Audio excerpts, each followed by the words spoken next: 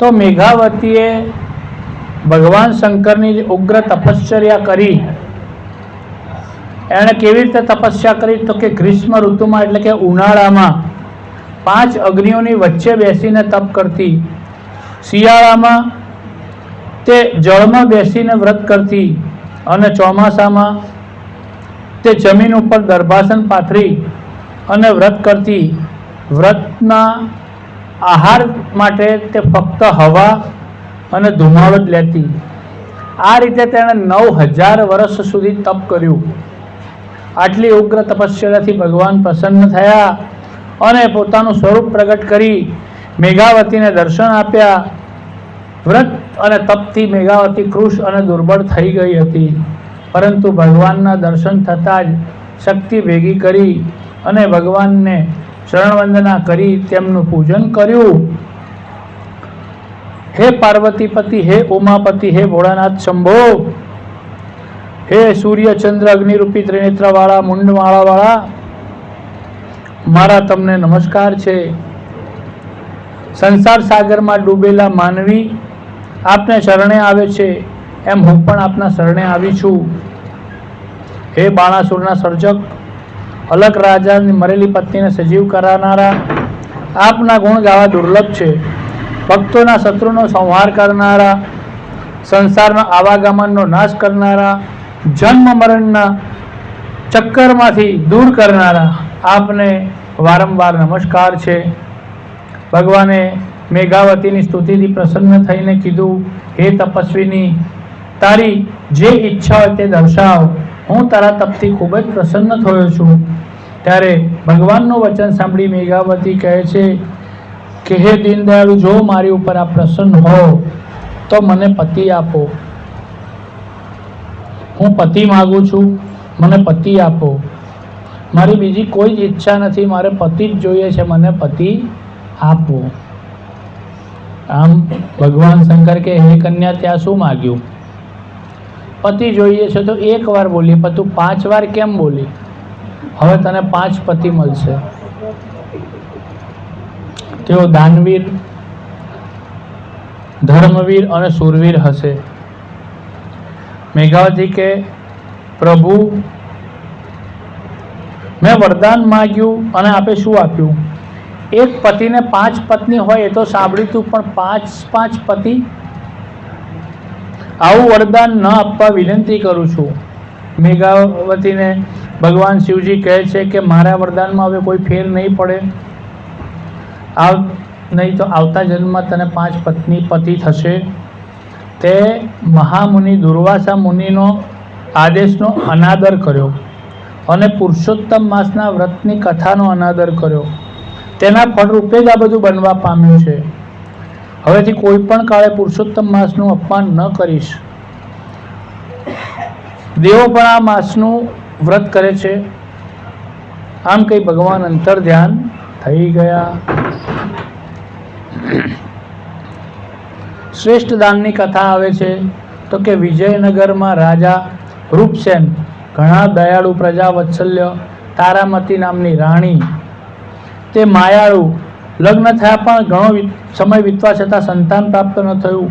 ઈશ્વર કૃપાએ પાછલી ઉંમરે રાણીનો ખોળો ભરાયો. પુત્ર હોવાથી લાડકોળમાં ઉછળતો, કાળજી રાખવા નોકરો ખડે પગે સેવામાં હાજર હોય.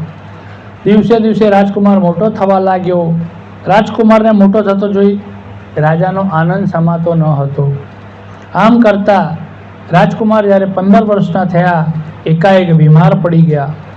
રાજા રાણીને દુઃખ થયું.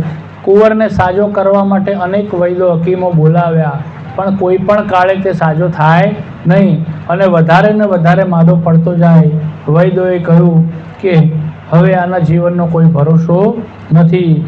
રાજા રાણી 24 કલાક કુંવર પાસે બેસી રહે, ક્યાંય જાય નહીં. કારભાર સંભાળવા પણ રાજા ના જાય. ભગવાનને પ્રાર્થના કરે, મારા દીકરાને સાજો કરો. એક વખત મધરાતનો સમય હતો.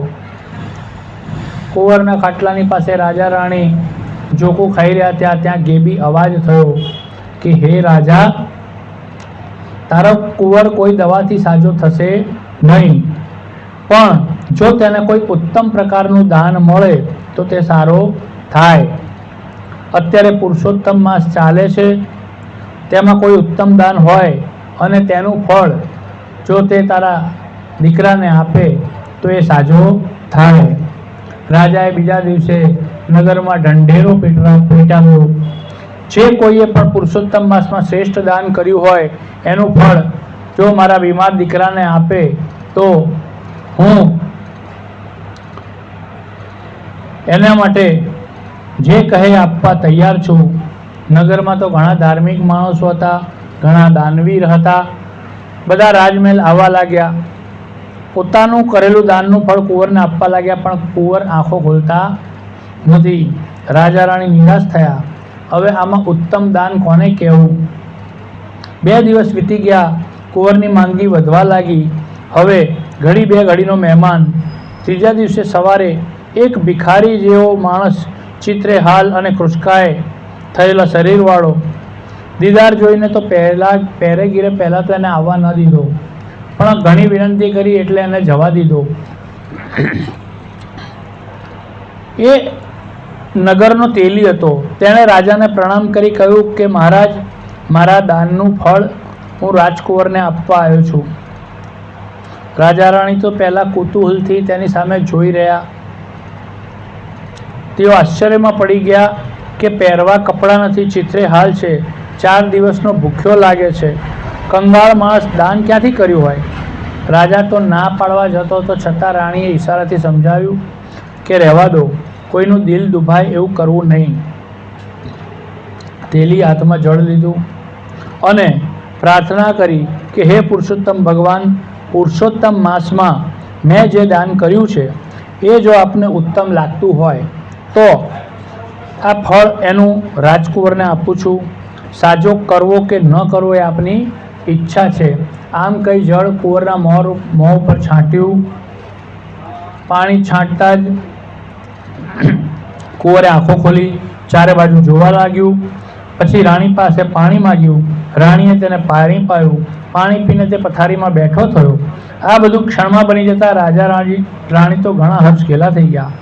રાજા રાણીની આંખોથી હર્ષના આંસુ વહેવા લાગ્યા. બંને તેલીના પગમાં પડ્યા. કુંવર પણ ઊભો થયો, તેલીના પગે લાગ્યો. રાજાએ તેલીને બીજે દિવસે આવવા કહી રથમાં બેસાડી તેના ઘેર મોકલ્યો. બીજા દિવસે દરબાર ભરાયો. રાજાએ તેલી પોતાની પાસે બેસાડ્યો. તારો દેખાવ કંગાળ છે, પેટ બેસી ગયું છે, ખાવા ન મળતું હોય તેવી તારી કાયા થઈ ગઈ છે, તો તે એવું તો કયું ઉત્તમ દાન કર્યું છે કે જેનું ફળ તે મારા દીકરાને આપ્યું? તેલી 2 હાથ જોડી રાજાને પ્રણામ કરી કહેવા લાગ્યો કે હું સાવ ગરીબ છું, ઘાણી ચલાવું છું, દિવેલ નીકળે વેચી ગુજરાન ચાલે છે. મારે 3 દીકરા 3 દીકરી છે, તેથી ગમે તેટલી મહેનત કરું તો પણ પેટ પાટા બાંધવા પડે છે, ઓછીનું ઉધાર કરવું પડે છે. આ વર્ષે પુરુષોત્તમ મહિનો આવ્યો ત્યારે મેં અને મારી પત્નીએ નક્કી કર્યું કે આપણે પુરુષોત્તમ માસનું વ્રત કરીશું અને જે કંઈ પણ દાન આપણે કરી શકીએ તો ઉત્તમ દાન આપણે એવું કરીશું કે ઘાણી ચલાવવા માટે આપણે બળદની જગ્યાએ આપણી જાતને જોતરીને તેલ કાઢીશું. એક દિવસ હું, એક દિવસ મારી પત્ની, આમ કરતાં કરતાં અમે પુરુષોત્તમ મહિનો પૂરો કર્યો. યથાશક્તિ અમે ઉજવણું કર્યું. કાંઠા ગોરમાનું પૂજન કરતા અને એકટાણું કરતા, પુરુષોત્તમ ભગવાનના નામનું સ્મરણ કરતા. અમે કથામાં સાંભળેલું કે પુરુષોત્તમ માસમાં કોઈ પણ વ્રત કે નિયમ લો ત્યારે કઈ સત્કર્મ કે દાન કરવું જોઈએ. એથી માસ પૂરો થયો એટલે મેં સારા કામ માટે આ સારું દાન કરવાનો નિર્ણય લીધો. આપનો ઢંઢેરો સાંભળ્યો અને મેં મારા સત્કર્મનું દાન તમારા દીકરાને આપ્યું.